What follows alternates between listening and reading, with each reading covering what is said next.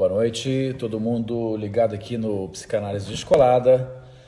Hoje, 27 de junho de 2020. Vamos começar a nossa live de sábado. Hoje, um tema muito particularmente interessante que importa a quem é psicanalista, a quem faz análise, a quem está interessado em saber um pouco mais sobre o que a psicanálise é capaz de oferecer. Chama-se Psicanálise e a Cura. Eu vou conversar hoje, tendo aqui como convidado Leandro dos Santos, psicanalista. Boa noite a todos vocês que estão chegando. Eu espero que todo mundo esteja aí hoje bem disponível para trocar ideia, fazer pergunta, porque está liberado o chat. E eu já estou aguardando aqui o meu amigo Leandro dos Santos entrar para a gente poder começar a conversar. Cura. O que é uma questão da cura? Cura tem sentidos distintos para os campos de intervenção distintos. Certamente que a cura para um psicanalista não é a mesma coisa que a cura para um médico, nem para um padre. Então, isso tem uma questão muito particular, porque como se orienta uma análise? Para que serve uma análise? Como é que ela funciona? Como é que ela faz girar a roda, o motor, até o ponto em que o paciente atinja alguma coisa que ele gostaria de atingir e ganhe algo que seja importante para ele, mesmo que ele não fique curado, mas que ele fique transformado. Aí está talvez a grande questão da psicanálise. Ela não no sentido médico, mas ela transforma. Então agora é a hora de começar. Oi, Carlos. Olá, tudo bom, Leandro? Boa noite. Boa noite, meu caro. Prazer em ter você aqui conosco. Diga. Recíproco. Bom, vamos lá, vamos começar. Sim? Eu estava justamente dizendo que quando a gente está dentro do campo da psicanálise, a gente sim se importa com essa dimensão de cura, mas a gente talvez possa melhor traduzi-la, melhor apresentá-la, já dentro da especificidade da própria psicanálise. Por quê? A gente sabe que as origens da psicanálise convergem para a história pessoal do Freud, que era, Sim. que era um médico. Né? O Freud era um pesquisador, mas, sobretudo, o Freud era um investigador médico e estava lidando com pacientes que eram destinadas ao campo médico, aos hospitais e tal. E tinha uma questão muito interessante que ele depois vai dizer o salto enigmático entre o psíquico e o somático, né? Que é uma questão fundamental e que perdura. O que é isso que a gente pensa, sente, é afetado e o corpo responde? Ora, os médicos, a medicina tem uma série de elementos que vão tentar dar conta disso, né? Então, se você, por exemplo, tem alguma coisa que possa ser uma desarmonia, um desarranjo, né? Ou mesmo uma patologia com você no seu corpo, eles vão tentar ir na base do anamnese, diagnóstico, tratamento e prognóstico. Né? Quer dizer, o que vai poder ser possível para isso. Pois bem, a psicanálise até começa com isso, até se vale de alguns elementos médicos, mas à medida em que ela vai passando historicamente, ela vai mudando o curso das coisas e o que se entende por cura numa análise já começa a ser diferente. Isso é bem interessante porque não é raro a gente ouvir algumas pessoas dizerem: olha, psicanálise é coisa de louco, psicanálise é coisa para doente, é coisa de doido. Eu não sou doido, então não vou fazer análise. Quando a gente sabe que a análise não é para doentes, necessariamente. A análise é um processo de transformação psíquica, é um processo de mudança, é um processo que alivia muito do sofrimento que muitas vezes não encontra outro endereço, senão a partir da escuta do analista. Muito bem, meu caro Leandro. O que você acha disso? O que você pode dizer? Você aqui como meu convidado, eu lhe agradeço a sua participação. E vamos então tentar situar o que a gente entende por cura, porque eu acho que isso vai ser bacana para os nossos participantes aqui. Bem, boa noite, primeiro de tudo, a todos os participantes. Carlos Alvarez, eu queria muito te agradecer, ao Cláudio também, que fez a ponte entre nós. Para mim é uma honra estar aqui. Esse tema me interessa muito, muito, muito, muito, até porque eu sei que a psicanálise cura, pelo menos um, esse que está falando com você. E como que eu posso notar essa cura na minha vida, né? Eu sou outra pessoa, eu adoraria ter feito análise desde criança, talvez desde adolescente, mas não consegui. Fui já fazer adulto pelas minhas próprias pernas, pude proporcionar essa experiência para minha filha e vejo o quanto foi positivo, ela mesmo sendo jovenzinha, eu vejo que efeitos que uma análise faz na gente.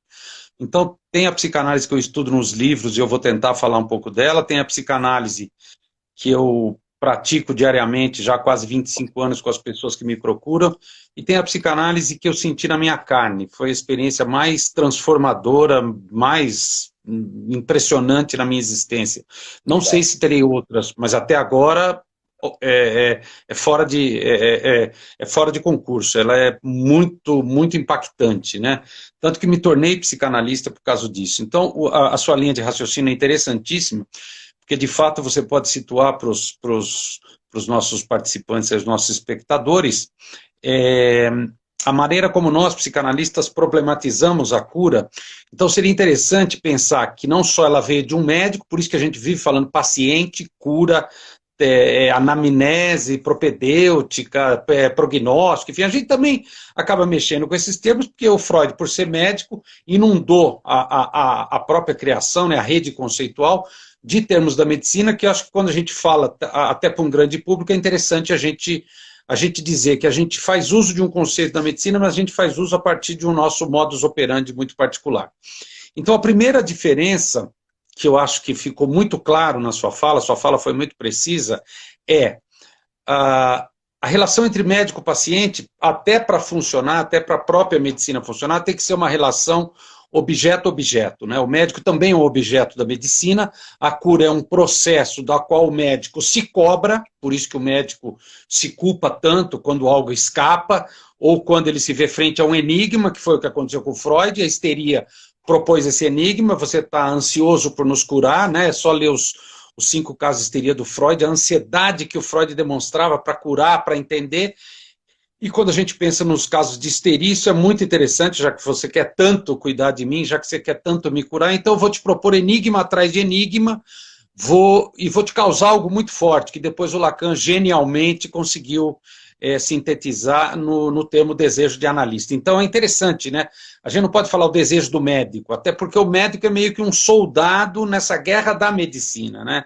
O psicanalista Freud começa a surgir quando ele sai um pouco da figura do médico e de fato se encontra com essas pessoas e num determinado caso, uma dessas mulheres diz: pare de falar, por favor, o senhor está atrapalhando o meu fluxo de pensamento. Então Freud não se punha numa posição de autoridade, eu sei, eu que falo, você só fala a hora que eu dizer. Não, ele se calou. E um homem que se cala e ouve as mulheres é algo raro. As mulheres, de fato, precisam ser ouvidas e têm o que dizer. E essas mulheres ensinaram Freud a inventar essa coisa louca, apaixonante, né, chamada psicanálise, que é algo que existe até hoje e que tem uma maneira de funcionar, tem uma direção, como você mesmo disse, do tratamento. O Lacan falava uma coisa ótima: o analista dirige o tratamento, não o paciente, não analisando. Então, voltando lá no Freud, o que acontece? Ele percebe que ele tem que fazer um giro nessa posição, ele tem que privilegiar a palavra, ele tem que repensar a noção de doença, a noção de patologia, a noção de doente, e inventar um novo método para ter acesso a uma dimensão psíquica que seria, com bastante aspas, a causa daquilo que está acontecendo. Eu não prefiro esse termo, eu prefiro dizer que essa doença, entre aspas, ou esse corpo falando, gritando, berrando, é uma caixa de ressonância de um mal-estar, de uma divisão entre consciente e inconsciente. Então Freud propõe essa divisão e diz: essa divisão é causadora do mal-estar da pessoa com ela mesma, da pessoa na relação com o outro. Como a gente vive eternamente na relação com o outro, não tem como a gente vive em constante mal-estar. Então Freud inventa uma forma de tratamento para isso. Então, a primeira palavra que eu queria privilegiar antes da cura, Carlos, é a questão do tratamento. Quando o sujeito vem com mal-estar para a gente, provavelmente ele já passou por vários outros profissionais, outras possibilidades, religiões, não importa, ele geralmente chega por último na gente. E ele não quer se tratar, ele quer se livrar. O psicanalista propõe outra coisa, não, querido. Você não vai se livrar. Você topa tratar disso? Eu estou te convidando para uma aventura. As histéricas convidaram Freud para uma aventura e ele entrou. O analista é o sujeito que convida quem bate na porta dele, hoje chega virtualmente. Tá bom, vamos lá, eu te convido para uma aventura. Sem garantia nenhuma. Mas com o que é que nós vamos trabalhar? É com os exames de imagem? É com os meus sintomas? É com a sua palavra. Sua palavra pode falar dos exames de imagem, pode falar dos sintomas, pode falar do seu mal-estar, pode falar do que você quiser. Poxa, então a minha palavra tem valor? As pessoas se espantam, claro que tem. Então, Carlos, é isso que eu proponho já logo na primeira entrevista.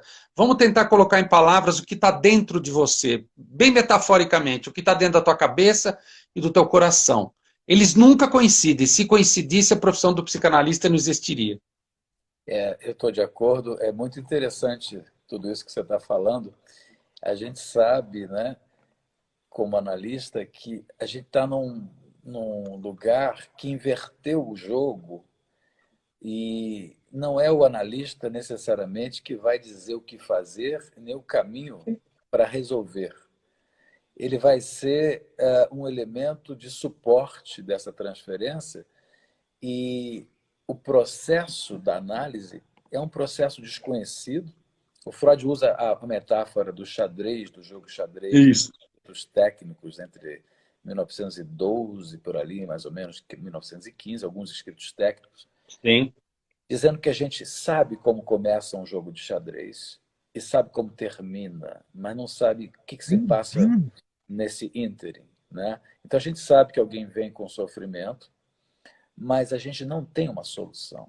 E aí já começamos a quebrar um paradigma que é um paradigma que toma conta das pessoas e da sociedade como um todo, que é o seguinte: você vai me dizer o que eu vou fazer. Você vai me dizer o que é certo ou errado.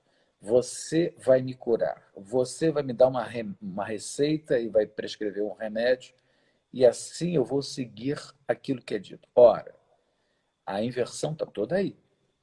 Porque se fosse assim, a psicanálise seria a aplicação de um método, seria a aplicação de passos. Siga esses passos e você será feliz, bem feliz, como diz a música. E não é nada disso. Porque o que vai caracterizar uma análise é a sustentação de um enigma que deve perdurar, que é o que você quer? Não é? E não é uma pergunta fácil. Porque se eu começo a responder o que é que eu quero, eu vou ter que questionar todas as minhas escolhas, eu vou ter que questionar todos os lugares em que eu tenho frequentado, as minhas amizades, o meu casamento, minha relação com mãe e pai, se eu tiver ainda, se tenho filho, a forma como eu lido com o meu corpo, por que eu como demais, por que eu bebo demais, por que eu não como, por que eu não bebo. Ou seja, o que vai mudar nessa história é que o analista vai, de uma certa maneira, devolver a questão do que foi, né, como diz o Lacan, o que você quer, o que você deseja, para que o analisando faça da sua bagunça alguma ordem, né? E essa bagunça, a gente pode dizer assim, em grande parte pertence a todos, né? As coisas na vida não vêm ordenadas. Eu costumo dizer, a vida não tem manual de instrução, ela não tem bula, não tem nem solução, né? O que a gente faz são arranjos, né?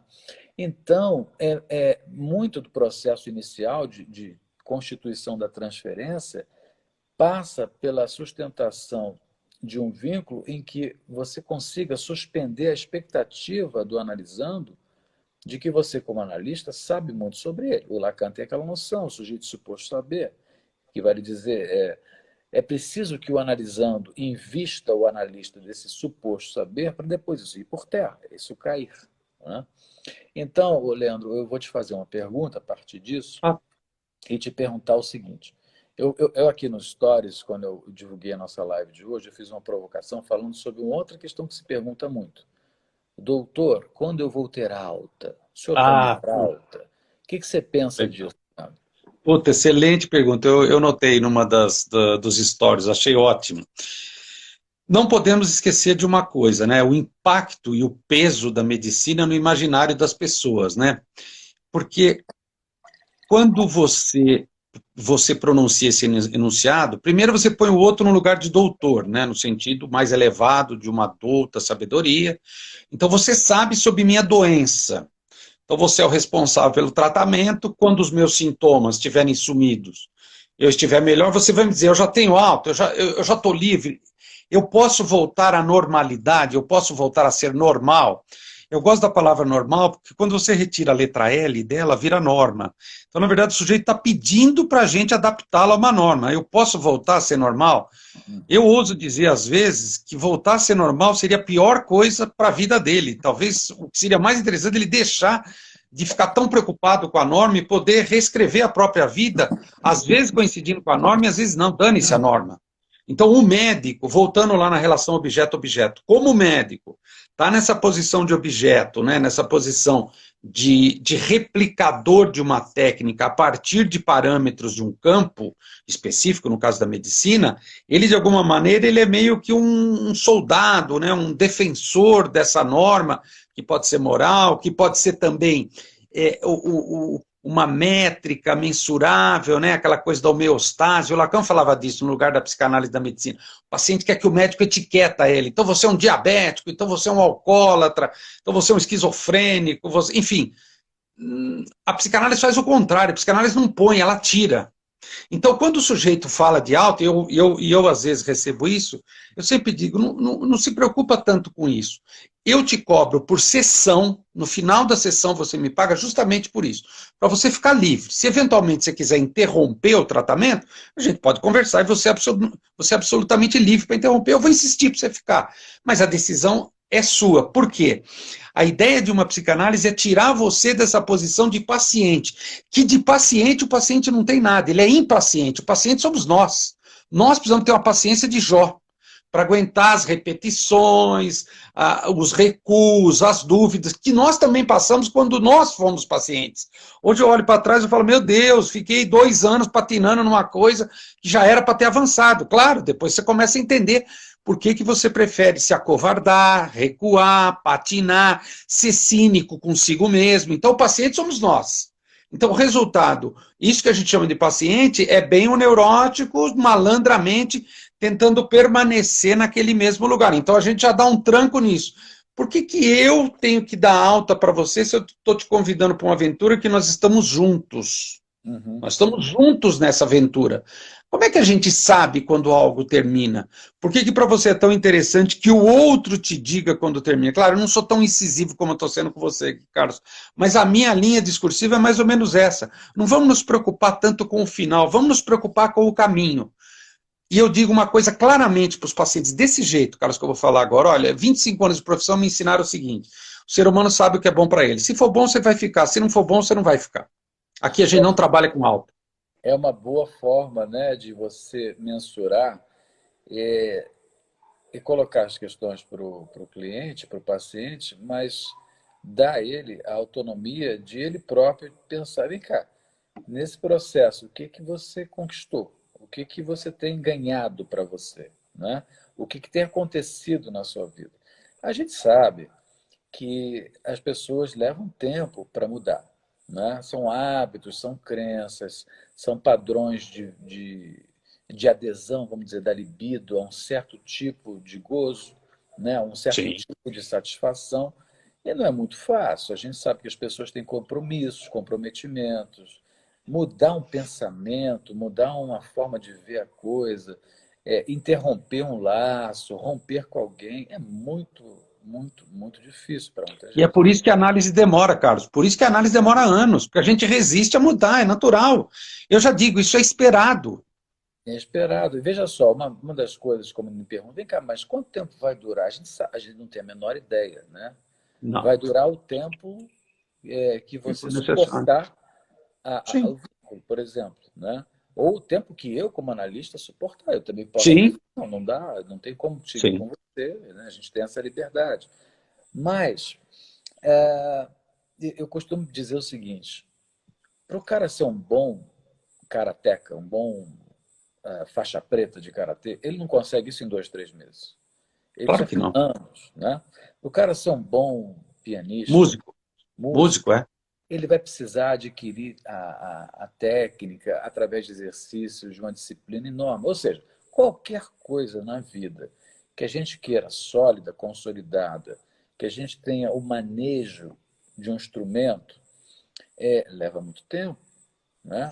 Para alguns até pode levar mais ou menos, outros podem dizer, não, para mim está bom por aqui. Então, é a mesma coisa. Né? Uma análise ela leva tempo, porque é o tempo de você poder produzir transformações, às vezes, muito, muito íntimas, muito enraizadas. E, às vezes, não é nem só isso. Às vezes, uma análise, ou algumas análises, porque a gente pode fazer análises em diversos momentos com diversos Sim, analistas, né? sim. Uma análise ela pode significar um tipo de vínculo que você tem para se pensar. Até porque o que as pessoas às vezes não entendem é que não é que você esteja doente ou que você seja inferior. Não, é que nós temos pontos cegos. A gente não consegue perceber tudo. Então você pega um analista que é capaz de te fazer pensar, de questionar determinadas posturas tuas ou até imposturas, e com você incitar, né, a decifração, isso pode ser muito valioso. Para outras pessoas não é. Você vai ver que tem pessoas que Uhum. jamais vão passar perto de uma análise, porque a defesa, digamos, a constipação é tanta que elas não querem nem soltar a palavra. Mas tudo bem, ninguém é obrigado a fazer análise, ninguém precisa, inclusive, da análise necessariamente para ser transformado. Sim, Agora, o que eu sem queria dúvida. trazer, e já te coloco uma questão, é derivando da cura, a gente tem em psicanálise uma outra terminologia, um outro elemento, um outro significante, que ainda é bastante teorizado, ainda é bastante pensado pelos analistas, que é a palavra sintoma. O sintoma, Freud o trabalhou bastante.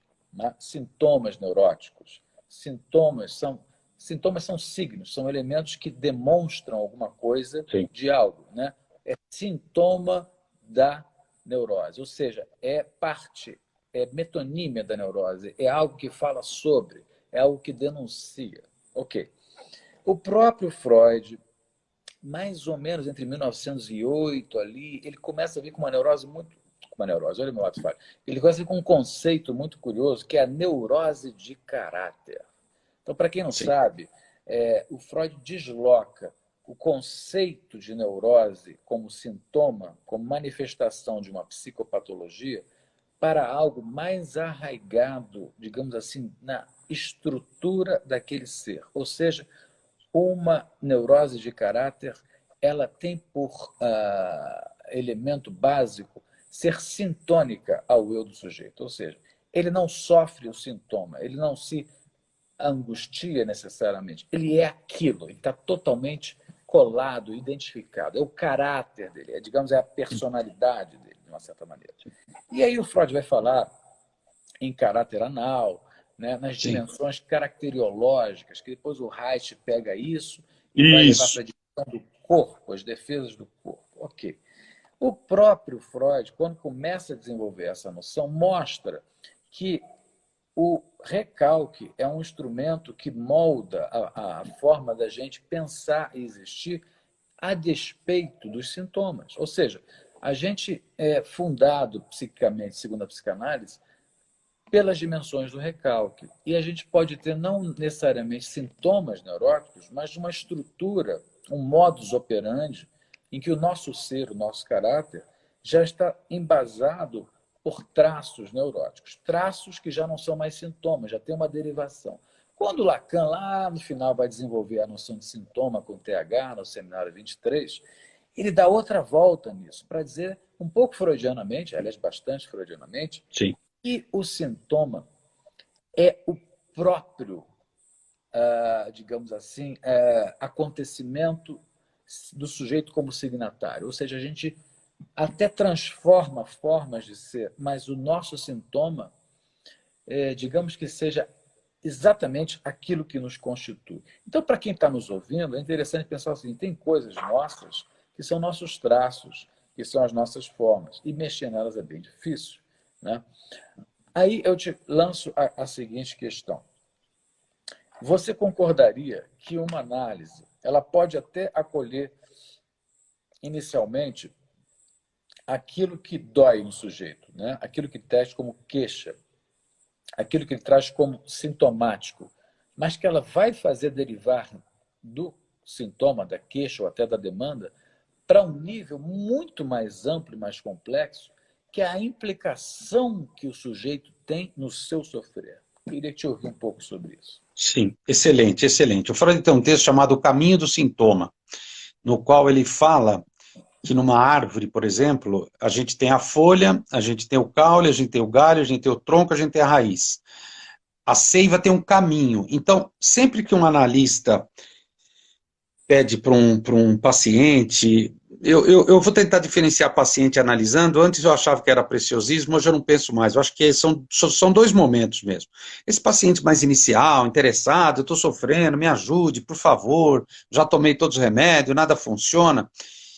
O fato do analista se interessar por essa dimensão do sintoma neurótico, pensando no sintoma neurótico como uma solução de compromisso entre algo muito forte, vamos dizer assim, de dentro para fora, que se contrasta com algo que vem de fora para dentro também, do outro, do social, que o neurótico inventa um sintoma para poder lidar com aquilo, diferentemente da medicina que pensa o sintoma como um signo de uma doença que necessita ser tratada e, se possível, curada, extirpada pelo médico, ou seja, um dos índices de diagnóstico e prognóstico é a remissão dos sintomas. Na psicanálise, não. Na psicanálise, a gente trabalha com uma noção interessante de saber sobre o próprio sintoma.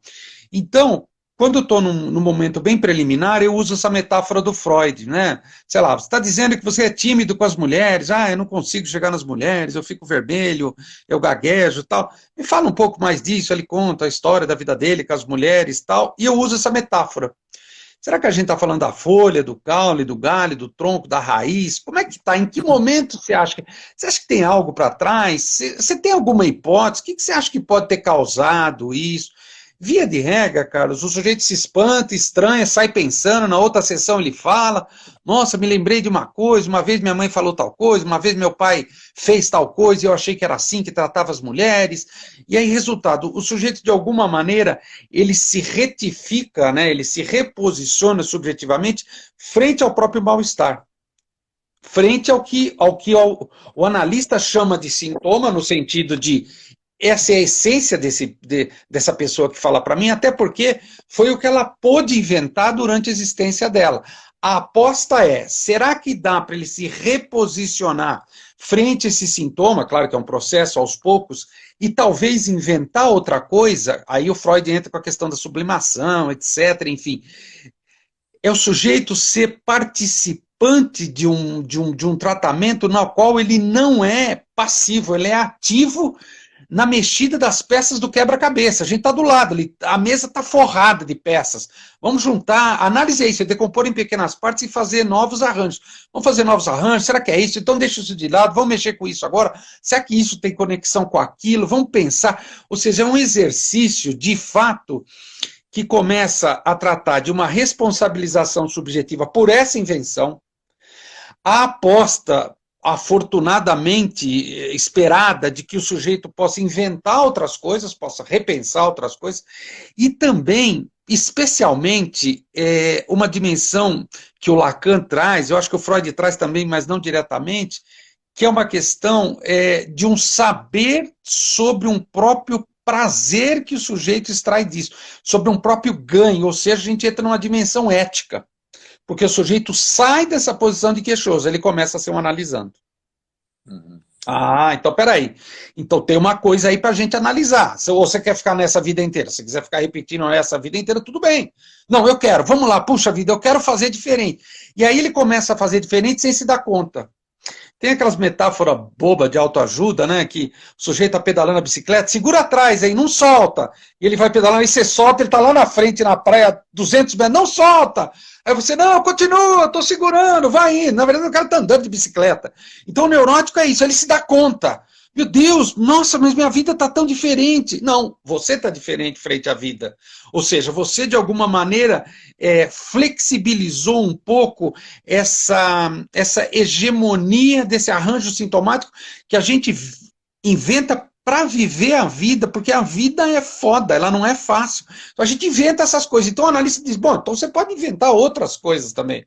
Se você teve força e criatividade para inventar isso, porra, vamos inventar mais coisas. Afinal, a vida é uma só, pode ter certeza. Entre o berço e a cova tem um intervalo. Você vai fazer uma coisa só no intervalo? Esse intervalo é a vida. Não, dá para fazer um monte de coisas. Essa dimensão da variação, da transformação, ela é muito cara, muito difícil ao neurótico, né? Porque a neurose implica numa espécie de pulsação monocórdica de ser, né?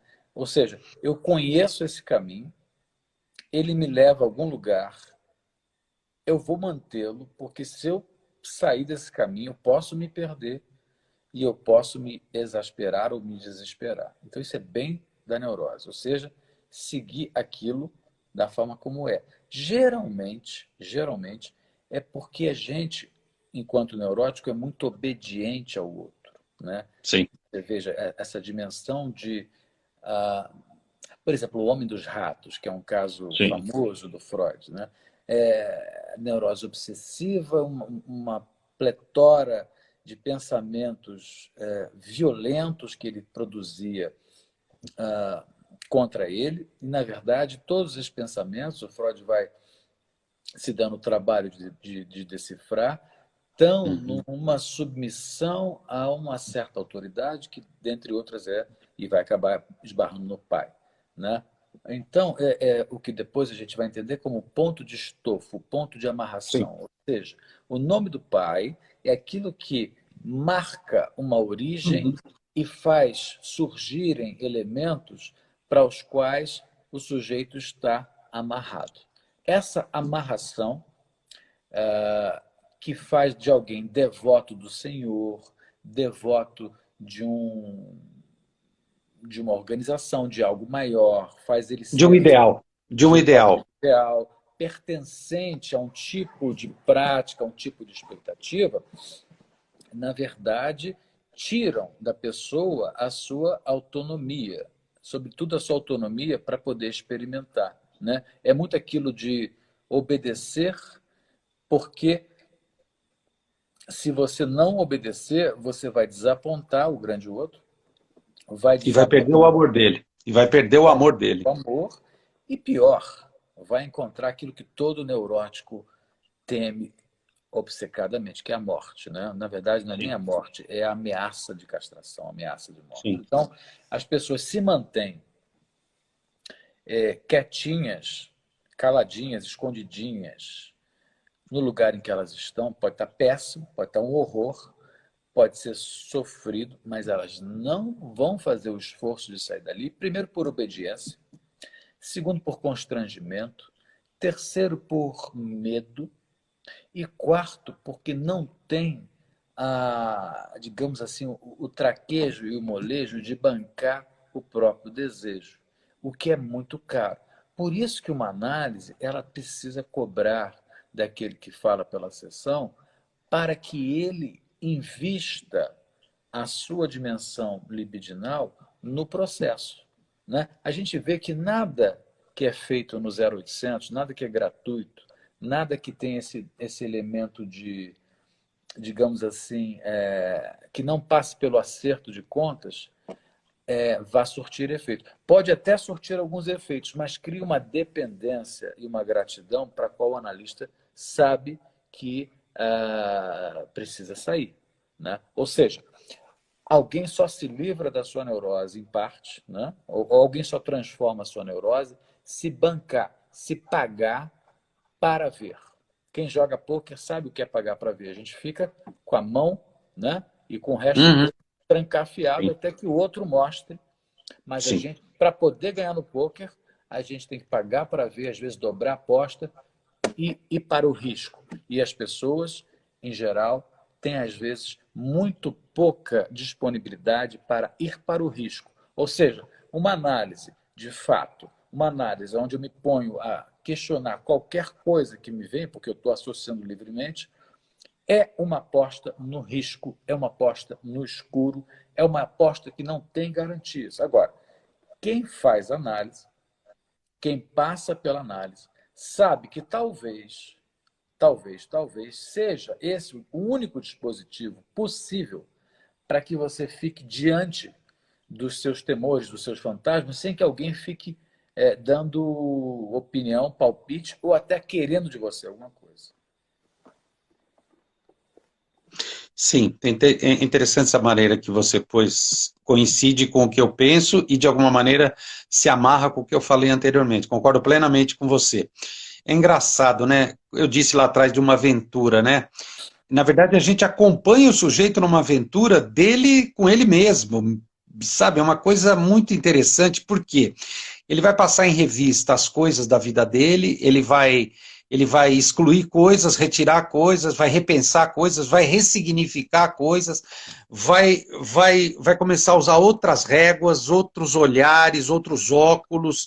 Isso de fato, Carlos, enquanto você falava, eu pensei, eu não conheço outro dispositivo na história da humanidade que seja tão, vamos dizer assim, eficaz quanto uma boa análise. Agora, faltou você falar uma coisa que eu acho, né? Tem uma vontade consciente do sujeito, tem um cálculo neurótico aí para não perder, para agradar o outro, mas tem a coisa mais fundamental, que é, na cura, a relação médico-paciente, é óbvio que entra, né? Até porque o efeito placebo na medicina é levado em consideração, mas a gente cuida com tanto carinho de uma coisa chamada amor transferencial, então, nesse sentido, o amor cura. O amor do quê? O amor pelo analista, eu amo o meu analista, vou me curar? Não, enquanto você ficar nessa, você não está curado, ao contrário. O dia que você conseguir deslizar para um amor pelo tratamento, um amor pela sua análise, e depois um amor pelo seu inconsciente, por essa coisa louca que opera dentro da gente, poxa, gente, isso é a cura, isso é a transformação. Porque a gente não imagina que o sujeito vai deixar de ser neurótico, porque na medicina tem esse ideal fantasioso de homeostase, que é meio ingênuo, porque não existe nem na própria medicina. Eu tenho uma colega fisioterapeuta, ela falava assim, Leandro, aquela coluna de plástico que você vê lá no meu consultório pendurada, eu só via ela em aula de anatomia na faculdade, eu nunca vi uma coluna assim na minha vida inteira. Falei, por quê? Ela falou, porque é sempre torta, é natural, faz parte da vida, o fisioterapeuta tenta colocá-la no lugar com RPG, mas não adianta. Quando o sujeito volta semana que vem, está diferente, ele tem que mudar algo na postura dele. Falei, poxa vida, numa análise é mais ou menos isso, o sujeito tem que mudar algo para não entortar todas as coisas. Então, resultado, o que o Freud inventa? Uma coisa muito legal, né? O sujeito deixa de ser paciente para ele ser sujeito ativo até na própria transformação. Aí eu acho, Carlos, quando o sujeito passa por isso na análise, que ele está mais próximo de ser um analisando, eu tenho uma sensação que a pessoa fica mais corajosa, fica mais impetuosa, ela inventa mais coisas, ela ousa mais. Por isso que eu digo claramente uma frase, eu sei que eu atendo mais classe média no meu consultório, eu entendo que o nosso país é um país difícil, mas, por exemplo, eu acho que quem faz análise acaba ganhando mais dinheiro. Por quê? Porque fica mais livre para tentar, para arriscar, para ousar, para fazer o que tem que fazer, para não procrastinar, para não se boicotar. Porra, num país como o nosso, conseguir a própria sobrevivência já é um ato de heroísmo. Agora, é interessante o que você falou do pagar no sentido monetário, pagar para ver, mas também a gente tem que pagar perdendo, né? A gente tem perdas narcísicas, a gente tem que abrir mão de certezas, a gente tem que sair de certas posições, que a gente tem um ganho, que a gente tem que abrir mão desse ganho para ocupar outras posições. E aí é curioso, né, Carlos, que o sujeito não se reconhece mais. Às vezes eu falo coisas. Quando você chegou até mim, você vinha falando disso, a pessoa fala, nossa, eu falei isso. Falou, você estava se queixando de tal coisa, eu lembro, faz 2 anos, 3 anos. O sujeito olha, ele não se vê mais naquilo, ou seja, de alguma maneira, algo se transformou nele, e essa transformação gera novas coisas. O Lacan fala uma coisa interessante, Carlos, a cura do queijo. Né, ele fala, pô, o queijo, você vai lá, abre aquele pano limpinho, põe lá os elementos necessários, o sal, tal, blá, blá, blá, o leite, blá, blá, aí você amarra, pendura num gancho e deixa lá pendurado. aquilo fica pingando semanas. Quem olha de fora fala, não está acontecendo nada, isso aí não para de pingar, é só um pano pingando esse líquido branco. Quando você abre depois de algumas semanas, mudou tudo lá, todas as moléculas, tem uma outra coisa, tem um queijo. Então, quando a gente pensa em cura como parte de um tratamento, se você pinta uma parede, você tem que esperar a tinta curar para você dar outra mão. Um curador de uma exposição, de uma galeria de arte, ele trata aquela exposição. Então, quando a gente pensa em psicanálise, cura e tratamento, é uma coisa muito mais digna. Você vai ter que pagar para trabalhar, meu cara. Você topa? É. Pagar para trabalhar e se responsabilizar pelas coisas que você faz, né? É muito comum a gente ver pessoas em estado, digamos, bruto da neurose, que estado bruto é quando você nunca trabalhou a tua neurose, você nunca foi para uma análise, como ela faz projeções, né? Ela projeta, então é sempre o outro, né? A dificuldade enorme que ela tem de assumir como signatária o seu próprio percurso, como ela tende, às vezes, digamos assim, até mesmo a designar o azar, o destino, como responsáveis pelas dimensões que se sucedem na sua vida. É muito curioso que uma pessoa não analisada, se é que a gente possa dizer assim, ou que nunca fez análise, que não está em análise, como ela tem assim uma relação muito estreita com a verdade, né? O Lacan dizia algo extremamente importante. E Lacan era alguém, digamos, único na forma como discursava, né? como falava. Ele dizia: Sim. a verdade eu sempre a digo, a metade, porque dela só se pode dar notícia pela metade. Em outras palavras, você não consegue dizer toda a verdade, senão parcialmente. E veja que a Uhum. psicanálise, desde o Freud, ela mostra o que são as dimensões do parcial. Ou seja, Freud fala em pulsão sexual, impulsões de vida, Sim. mas ele vai falar em pulsões parciais. As dimensões, Uhum. por exemplo, escópicas, as Sim. dimensões orais, canibalísticas, anais, e assim por diante. Como a gente sabe, como definido nos 3 ensaios para uma teoria da sexualidade, que o corpo todo é erógeno. Se o corpo todo é erógeno, a gente tem um corpo que é uma potência, mas ele é parcial, ele é não todo. Né? Então, o que é isso? Né? Da gente poder entender que a gente é composto de arranjos e de parcialidades e que a nossa forma de ser e ver é apenas um possível arranjo, digamos, é uma gestalt, é uma compreensão de um todo.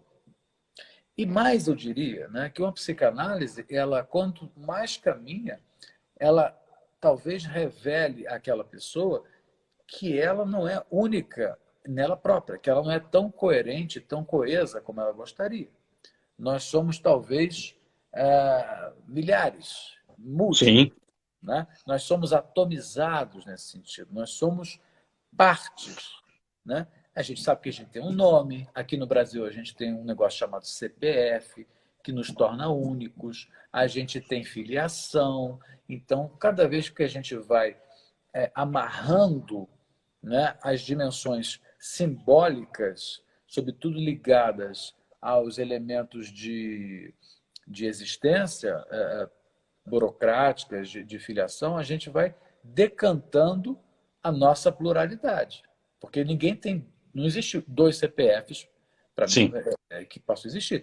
O CPF é um instrumento único, exatamente para distinguir. Assim como as impressões digitais, elas acabam sendo Sim. únicas, o que é fascinante. Porém, para o humano, não é assim que a coisa vai. Né? Nós somos, o Freud vai dizer, o eu é um precipitado de uma coletânea de identificações. O que quer dizer isso? Né? Que se eu me sinto eu, quando eu falo eu isso, eu aquilo, eu gosto, eu prefiro, eu sei, na verdade eu sou assim, isso tudo, digamos assim, tem uma, uma espécie de origem outra que está nas formas que eu aprendi, que eu achei bacana, que eu me espelhei, para usar a expressão imaginária, né? Eu me espelhei no outro, eu fui espelhado por aquilo, aquilo me ensinou. E é assim que a vida toca mesmo. A gente tem mestres, professores, educadores, exemplos, modelos, ideais. Ora, uma análise, na medida em que ela decanta isso tudo, por que eu falo o que é decantar? Né? Para quem está ouvindo a gente, talvez não tenha noção do que é decantar. Decantar é depurar, né? É quase que exaurir aquilo a uma unidade mínima.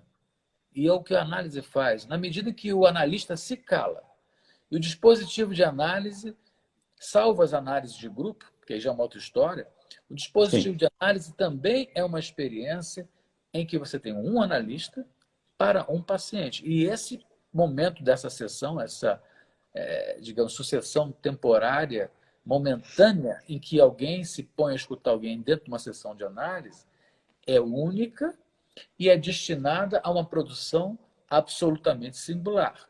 E é nesse dispositivo que alguém fica no silêncio, que alguém fica em suspensão, né? Eu costumo dizer o seguinte: se você está no elevador, a pior coisa é o silêncio. Alguém vai logo falar: ih, chuvinha, hein? Vai vir chuva aí. Ei, tempinho ruim, hein? Tá danado, né? Você viu? Você viu o Corinthians? Você viu o Botafogo? É porque as pessoas não suportam o silêncio. Agora, claro, nós analistas, nós somos quase que, digamos assim, quase que fascinados, digamos, será que não somos, pela dimensão silenciosa. O que é você ficar em silêncio com alguém? 5, 10, 15 minutos, até que algo apareça. Você pode ter certeza que se alguém ficou 5, 10, 15 minutos em silêncio com alguém e algo fez quebrar o silêncio, é porque essa palavra que rompe o silêncio, ela tem um valor incrível. Exatamente. É essa dimensão que pode uma análise que desconstrói o blá, blá, blá, a bobageira da sociedade. Porque você bota a gente junto, é só bobagem. Sim. A gente não precisa ter vergonha disso. Bota a gente para conversar na mesa do bar, na festa de aniversário, né? Seja onde for, é bobagem, é senso comum, é maquiagem, hipocrisia, é fingimento, é educação, é bom senso. Tudo bem, a gente sabe que essa dimensão existe.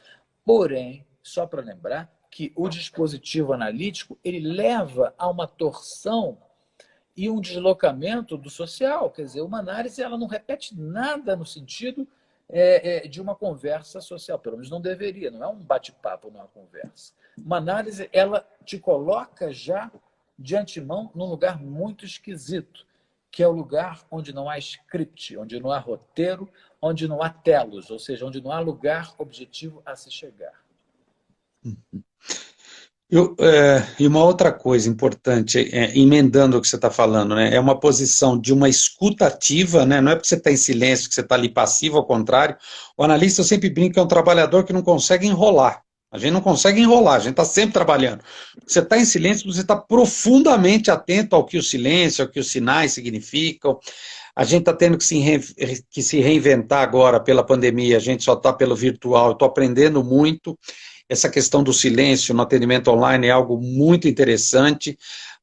Os pacientes que eu tenho em divã, às vezes, me perguntam: você está aí, Leandro? Não caiu a ligação? Não, estou aqui, continua. E no divã o sujeito sabe que eu estou atrás dele, né? Mas aqui a câmera está desligada. Então, eu só estou marcando isso, Carlos, porque, de fato, é um encontro, um laço diferente do social, e é por isso que ele contribui para a cura. Esse laço do social, no bar, falar bobagem, é uma delícia. A gente podia estar tomando cerveja e falando bobagem também. Isso faz parte da vida. Aliás, eu acho até muito saudável. Agora, numa análise não, tem que ser outra coisa. Por exemplo, eu nunca pergunto para o paciente: oi, tudo bem? Primeiro porque eu acho isso vazio. A gente pergunta: oi, tudo bem, no velório? Acha o cara lá chorando a morte da mãe, da mulher, do marido. Oi, tudo bem? Ah, ela morreu, o que aconteceu? Ou seja, é tão automático, não é autêntico. Então, um tratamento analítico leva a uma fala mais autêntica. A gente passa a respeitar e valorizar a própria palavra. Um exemplo clássico: eu estava brincando. Para o analista, você nunca está brincando. Eu falei outra coisa, eu me enganei. Não, isso é um ato falho que diz de alguma outra coisa. você deveria pensar. O analista sempre marca o ato falho. Se o sujeito vai, de fato, levar aquilo em consideração, é uma coisa. Pode ser que leve, pode ser que não leve.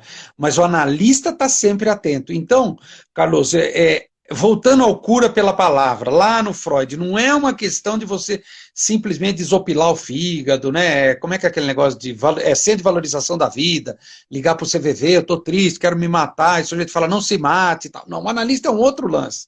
Fala, tudo que sair da sua boca são os elementos com os quais nós vamos trabalhar. E a significação dessas palavras não é a significação do dicionário, é o que significa para você. Eu tenho um exemplo meio clichê, que toda hora eu repito, que eu estou ficando velho, estou ficando repetitivo, e vou fazer aqui esperando que ninguém tenha ouvido esse meu exemplo. O pessoal fala assim, minha mãe falava que o meu pai era um cachorro velho sem vergonha, cachorro desgraçado. Aí eu pergunto, mas me explica, por que sua mãe falava isso? Porque ele é um sem vergonha, pisava na bola com ela, ela falava, seu pai é um cachorro. Aí eu sempre faço uma pergunta, o seu pai ou o marido dela? Uhum. Aí a pessoa, acho que o marido dela. Não, como pai, não, ele era legal como pai, é verdade. Ou seja, isso causa um giro, uma pequena incidência no analista, numa lógica que o sujeito não para de repetir, e aí o Lacan vai, além do princípio do prazer no Freud, gozo, incidir no gozo, essa coisa você só consegue fazer dentro de um consultório analítico, dentro de uma relação, pode ser até virtualmente também, não tem essa, pode ser dentro de uma relação, o SET, na verdade, é a relação transferencial, então a cura passa também pela transferência. Porque, claro, como o neurótico também não vai querer perder o amor desse grande outro que ele vê no psicanalista, ele vai tentar ser o legalzão, né? Quero te agradar, poxa, tem razão. É para sonhar? Vou trazer 30 sonhos semana que vem. Quer dizer, o sujeito vai se dando conta de como ele opera. Então, voltando lá na relação, a gente sai da relação objeto para a relação sujeito e um outro que se faz de objeto para você deixar de ser objeto. Porque essa repetição, essa miséria neurótica de que eu preciso do amor do outro. Porra, é disso que você sofre. Você quer ser curado disso? Você tem que sair dessa posição de demandante. Você tem que abrir mão disso. E a gente sabe muito bem que uma análise não é para atender demanda, né? Quem atende Sim, demanda é quem está no balcão, né? Quem está sim. ali para resolver o problema do outro com um produto, com uma solução. Quem atende demanda são pessoas que vão dar aquilo que se pede, né? O que o analista faz? Ele reendereça a pergunta porque, geralmente, né, aquilo que se pede está sendo pedido de uma maneira equivocada para a pessoa errada, né, e a pessoa viciou num pedido, numa pergunta. Sim. Né? Fica estereotipado. E ali reside toda uma questão para ser deslocada. Foi o Lacan quem trabalhou o tal do grafo do desejo, né? Isso, e, as, exatamente. e as modulações, até que a gente parta para uma coisa muito mais intangível, que é a própria postura que alguém tem diante do desejo. Talvez a gente possa dizer a própria postura que alguém tem diante da morte Sim. ou da tarefa do viver, né? Diante do medo da morte, da tarefa do viver. É muito difícil esse lugar que se sustenta como analista, porque a gente está sempre na corda bamba, né? E geralmente o neurótico quer qualquer coisa menos a corda bamba, Sim. né? Porque a corda bamba ela tem uma tensão exata, ela tem um cuidado necessário, porque se você cai, se você vacila, se você escorrega, você está sem chão, né? A corda bamba, na verdade, é esse penduricalho, né, que somos cada um de nós diante do abismo, esse elemento quase que inexistente diante do todo, né, que a gente tem assim uma noção, uma ideia, uma vontade que a gente é o máximo, que a nossa vida é o que importa, e para nós é mesmo o que importa. Só que para a humanidade, para a história do que existe, a gente vou dizendo assim, como se fosse um grão de areia, né, na Sim. praia. Não tem como. Sim. Um grão de areia não é relevante. Mas para aquela pessoa, no seu mundinho, no seu mundão, na sua existência, uma questão que pode ser um grão de areia dentro de uma praia tem um valor extremo. E aí também está a questão do analista, ele saber dar escuta, dar lugar para algo absolutamente banal ou idiosincrático, porém com valor enorme. E todo o processo de análise também acaba por transformar, deslocar o valor libidinal que alguém dá para alguma coisa, para um objeto, para uma situação. É muito comum, né? Isso, às vezes, a gente resolve numa sessão, por exemplo. Uma pessoa chega com um relato de um acontecido, foi uma festa, e aí passou por uma circunstância muito constrangedora, porque uma pessoa falou uma coisa, e aí se sentiu mal, aí o outro concordou com aquela pessoa, ele se sentiu duplamente mal, e aí ele foi se achando um pequeno, um menor, e ficou com aquilo. E é muito comum, né, a gente, às vezes, com uma pergunta ou com uma provocação que tira aquela certeza, né, que o sujeito ficou colado, ele realmente pensa, talvez eu seja um tolo. E, de fato, somos todos Sim, tolos, claro, né? sem dúvida. Esse tolo é que precisa se mover, porque a gente dá valor para coisas que estão, muitas vezes, na expectativa do outro, que faz a gente de tolo porque ganha em cima da gente, seja ganha pelo amor, ganha pela Sim, sim, obediência, pela ignorância. Né? E é sim. difícil sair desse lugar de tolo. Sim, é interessante você falar isso, Carlos. Eu uso uma metáfora minha particular que eu inventei, que é o seguinte, ela é bem ilustrativa e ela é bem didática, né? Fazer uma análise, o seu analista fica sentado lá na primeira fileira da poltrona do teatro, e você está lá no teatro mostrando para ele como que é a vida. Aí você, sua mãe, teu pai, teu irmão, teu namorado, tua mulher, teu filho, tem um monte de personagem. Aí tá lá desenrolando, aí o analista fala, chega aqui, fulano, vem cá, senta aqui. Aí ele vem e senta, e fala, assiste essa peça aí comigo. Aí ele fala, meu Deus, mas por que esse personagem faz isso? Não sei, você que é o roteirista, conta aí pra mim. Aí ele me conta a peça, fala, agora volta lá. O sujeito volta diferente, ele se viu de fora da cena.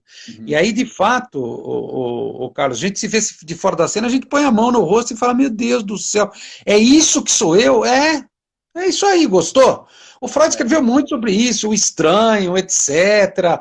Puto, o Lacan nem se fala, com todos aqueles esquemas do Lacan. É isso que a gente é. Esse eu e esse outros, na verdade, o outrinho e o outrão, são personagens que a gente inventou e dá uma consistência, e dá. A gente dá um valor, que depois a análise põe isso em xeque, você fala, meu Deus. Então, quer dizer, dá para fazer outras peças, dá para reescrever, dá para mexer nesses personagens, dá para se relacionar diferente com esses personagens. E aí, isso é muito interessante, né? Lembra do que o Freud falava lá, do topológico, dinâmico, econômico? De fato, você está certo. A questão libidinal, como ela fica mais livre, essa disposição para os investimentos libidinais nos objetos, nas coisas da vida, fica mais fluido. Aí o sujeito se sente mais forte, mais potente, ele fala, putz, estou gostando desse troço aqui, eu nunca tinha pensado, eu falei para o meu chefe, minha mulher falou, eu respondi para ela, não é isso que eu quero, eu nunca falei não. Eu falei, você nunca bancou falar não, tá gostando? Porra, agora eu gostei, eu devia ter falado antes. Bom, não deu, querida, agora é da agora para frente. Fala não quando for preciso. Quem não gosta, né, Leandro, são os outros às vezes. Eu costumo dizer, bom, você começa a fazer uma análise, você começa a ficar fascinado, mas de repente a tua esposa não vai curtir, o teu marido, o teu pai, sei lá já quem, o seu chefe, por quê? Porque você questiona tudo. Né? Claro, Você começa a mudar de opinião, você começa a se claro. transformar. E os vínculos estabelecidos, né, as dimensões viciadas da libido, começam a mudar. É um processo, digamos, a química tem essa ideia de sublimação, né? É de transformação de um estado para outro estado. E a psicanálise não deixa de ser sublimatória, né? Nesse Sim, sentido. sim, E aí talvez a gente possa, caminhando aqui para o encerramento, porque o Instagram está me avisando, sim. já que já tem que encerrar a live, já estamos chegando em 1 hora, que não é uma ideia estranha ao Freud, né? A psicanálise como processo sublimatório, ou seja, a cura, ela é um processo de sublimação na medida que você transforma elementos Exatamente. de base em outras configurações. E é muito Sem dúvida. gostoso, é muito Boa. prazeroso que a gente consegue essa transformação, porque geralmente, quando a gente consegue isso, é com muito esforço, muito trabalho, muita obstinação mesmo, porque a gente tem que ser obstinado, dedicado para não faltar sessão, para não largar análise, Sim, para claro. se manter ali apesar de tudo, e seguir. Meu caro, eu quero te agradecer e peço para você encerrar, porque a gente tem aí 20 segundos, já fomos longe. Legal. Muito obrigado. Eu que agradeço a você, Carlos, e a todos que participaram. Eu, para variar, aprendi muito. Até bons laços, bons encontros são transformadores. Eu saio transformado. Eu também. Muito obrigado, meu querido. Até a próxima. Um Um abraço. grande abraço. Tchau. Tchau.